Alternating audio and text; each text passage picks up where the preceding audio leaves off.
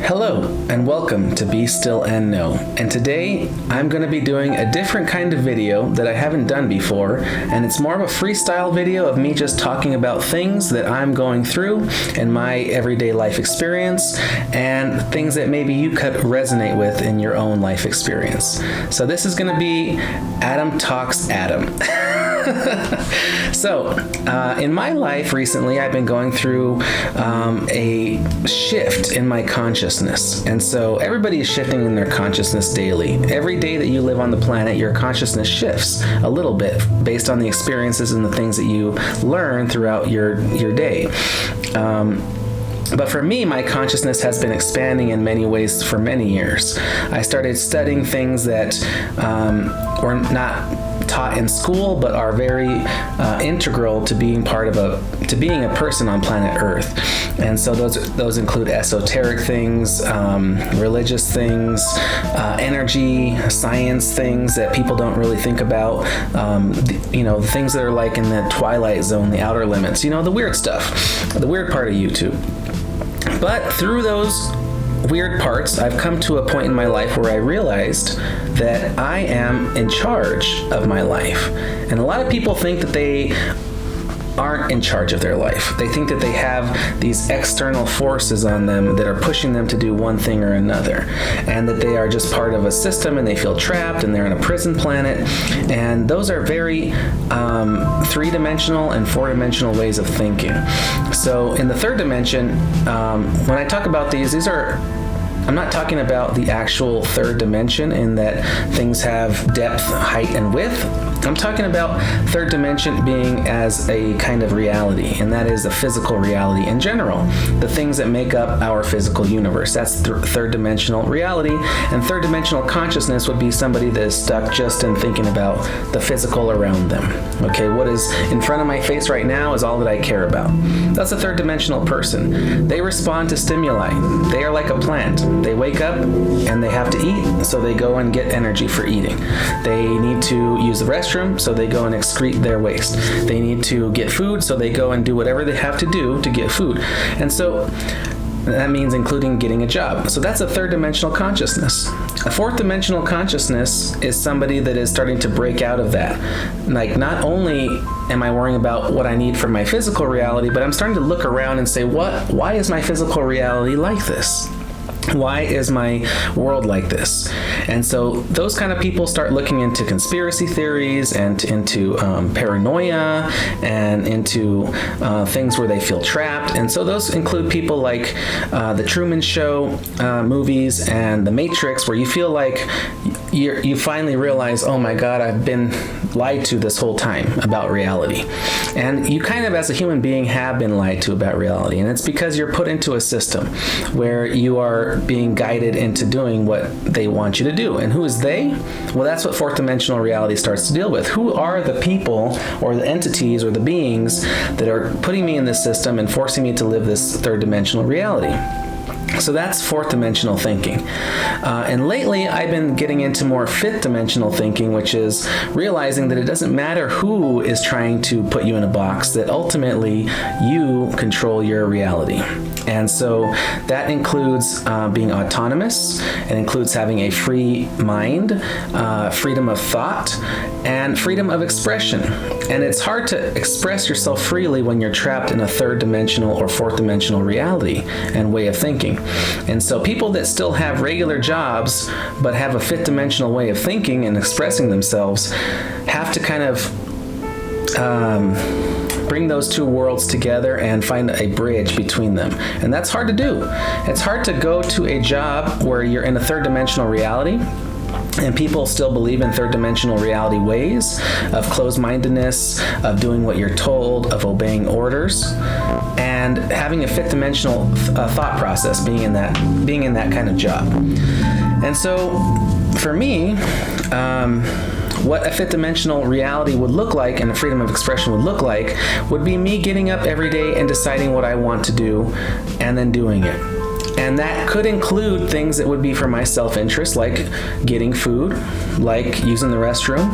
And if I choose to do these things, that's still part of a fifth dimensional reality and consciousness, because even though these are physical things I'm doing, the consciousness that I'm doing, that have behind that, is a fifth dimensional consciousness.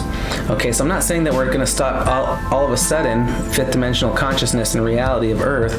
We're going to all of a sudden stop having physical needs. Okay, we still have bodies, we still have physical needs, but the way we go about approaching those physical needs is what is the fifth dimensional consciousness, and that is basically viewing it as freedom, viewing it as free will. Okay, I freely go to this place and put in physical labor in order to feed my physical needs. But I do that of my free will because I choose to. Okay, I'm no longer a prisoner. And so that's how I start to bridge the fifth dimensional to the third dimensional reality.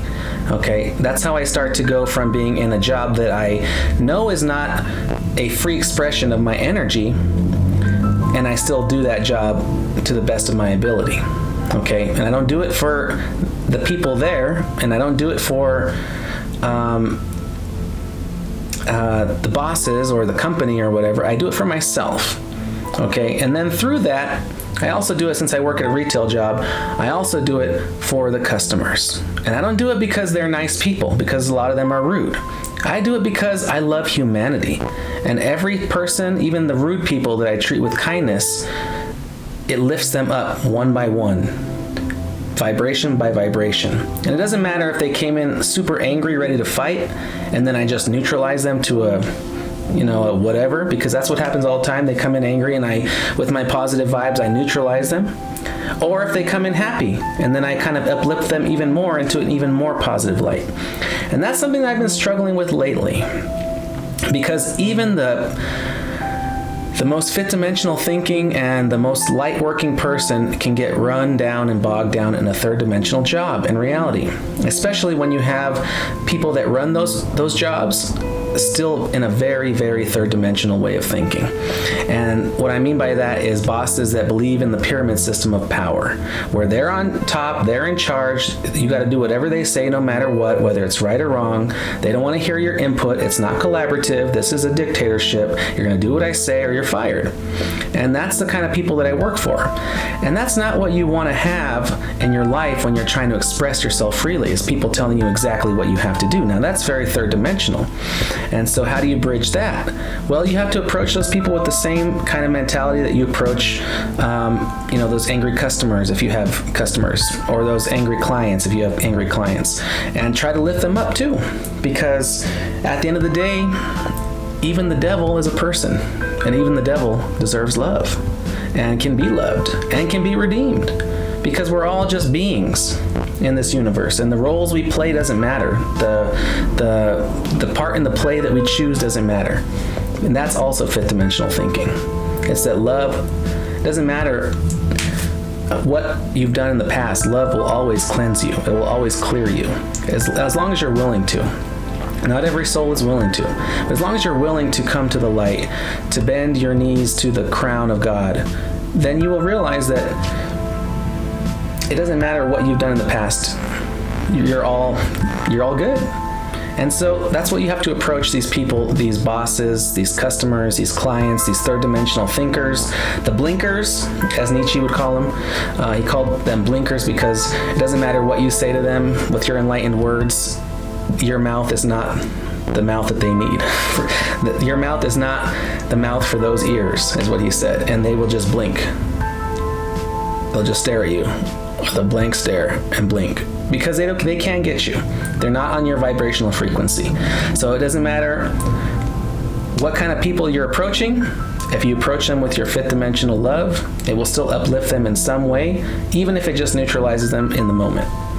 Okay, so that's kind of the bridge that I've been trying to do. It's been very hard. I've been getting kind of run down and bogged down, but I'm still going.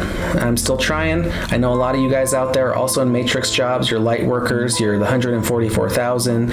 You're the people of the rainbow, and you want to make this world a better place. You want to turn humanity from the third dimensional last man, as Nietzsche called it, to the overman, or the future being that we're all supposed to become, where we're closer with God and yet still a unique expression of light and beauty.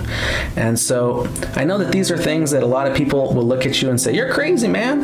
Those third dimensional and fourth dimensional thinkers, they'll say, man, you're crazy.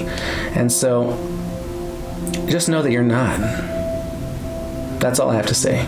That's all this video is for, I guess, was to let me and you out there that can relate to this video and can hear it and can it resonates with you, to know that you're not crazy. And it may be hard, but we're going to bridge that third dimension to the fifth dimension, because the whole planet is going through these awakening changes. The Schumann resonance is off the chart. The lizard people are freaking out. The Anunnaki are freaking out. Okay, all the people in the elite are freaking out. All right? So just know that we're winning. And the light's coming. It's already here. And the fifth dimension is already here. And we just have to bridge it. It's us. We are the bridge. Thanks again, guys, for joining me for Be Still and Know with Adam. And if you like this video, you can donate to me through PayPal or Cash App. You can like the video and subscribe to help me get more exposure. And remember that no matter what comes your way, it's going to be a great day. I'll see you guys later.